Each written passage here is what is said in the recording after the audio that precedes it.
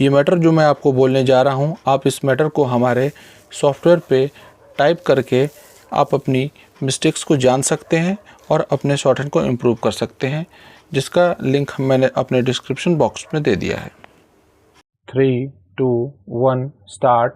Sir, I should like here to mention that the Railway Accidents Committee has referred to the fact that derailments are more on the gauge and meter gauge sections.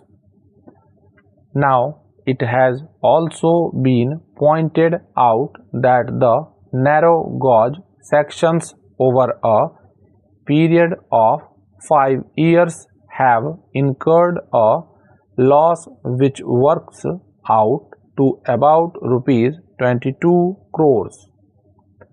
It is the total invested in the Chittaranjan locomotive works. If we are running the meter gauge and the narrow gauge lines at a loss, and if we are not able to maintain satisfactory efficiency of operation which the public have a right to expect, I would like to ask the Minister whether political consideration should come in the way of our closing down the meter gauge and narrow gauge lines. I know that the question will be asked, what would the public have by way of transport if meter gauge and narrow gauge sections are closed down? My answer to that, this has got to be phased program. If we are not in a position to operate them at a profit, the railways themselves can run services. It is always open to the railways to expand their field of operation. I may mention, sir, that recently I had been to the United Kingdom and I had stayed at some of the hotels run by the British Railway Administration.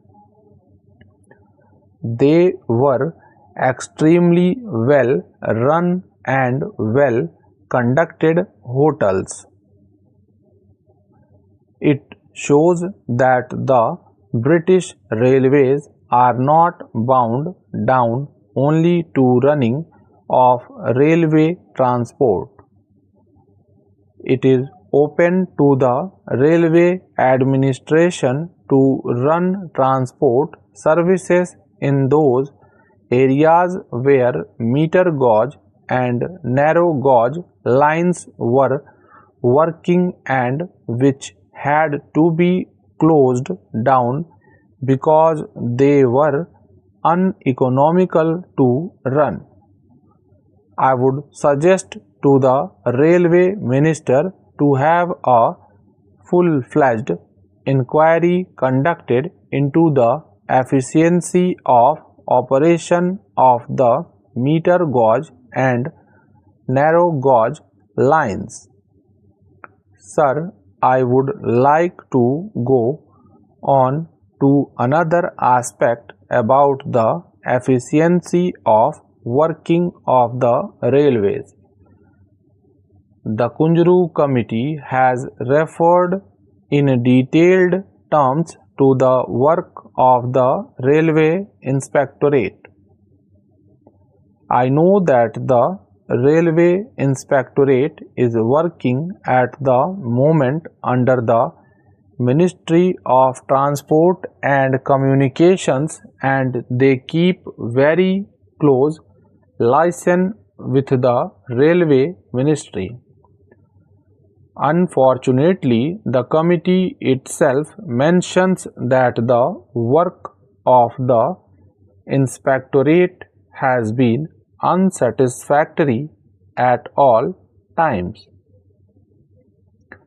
I feel, sir, that the time has come for us to suggest to the government that the Inspectorate of the Railways should be placed directly under the President in the same way in which the Auditor General functions today and the Attorney General functions today.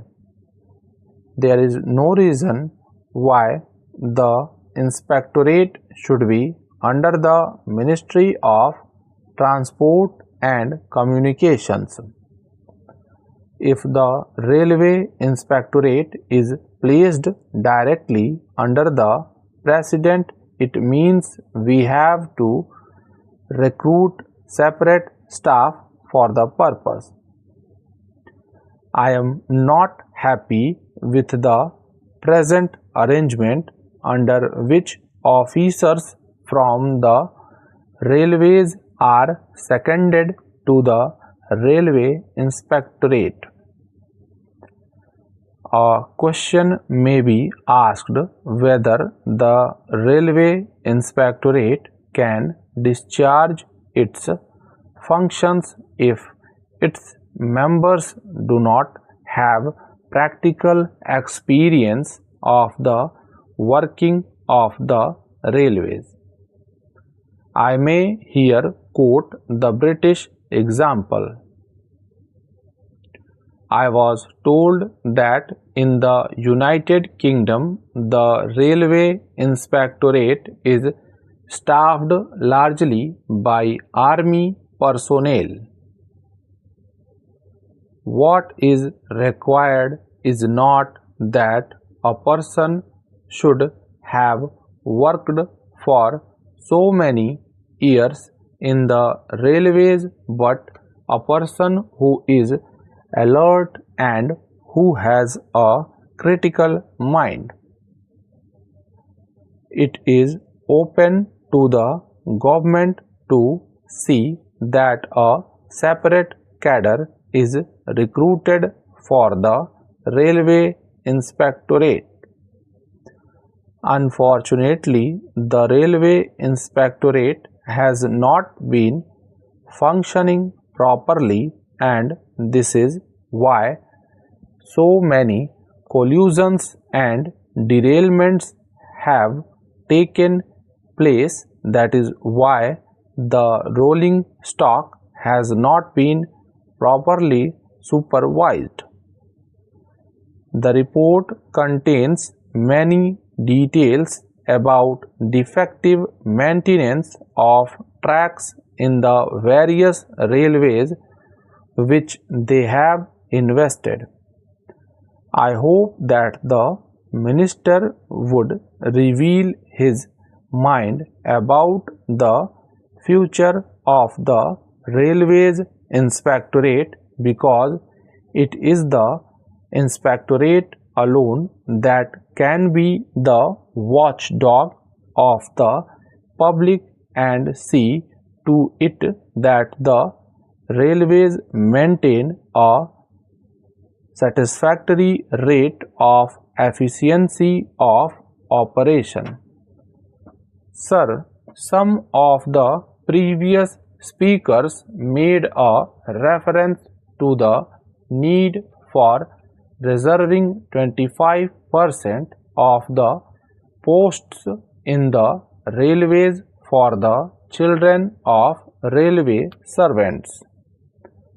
I am behind none in paying my tribute to the loyal work done by the railway servants in the various zonal railways and to the rectitude with which many of them have discharged their duties, but I must confess that I am not in agreement with the distinguished chairman of the Railway Accidents Committee and his colleagues when they make this recommendation. If 25% of the posts are going to be reserved for the children of the railway servants in the railways, what about the army? They are the people who have sacrificed their life for the country.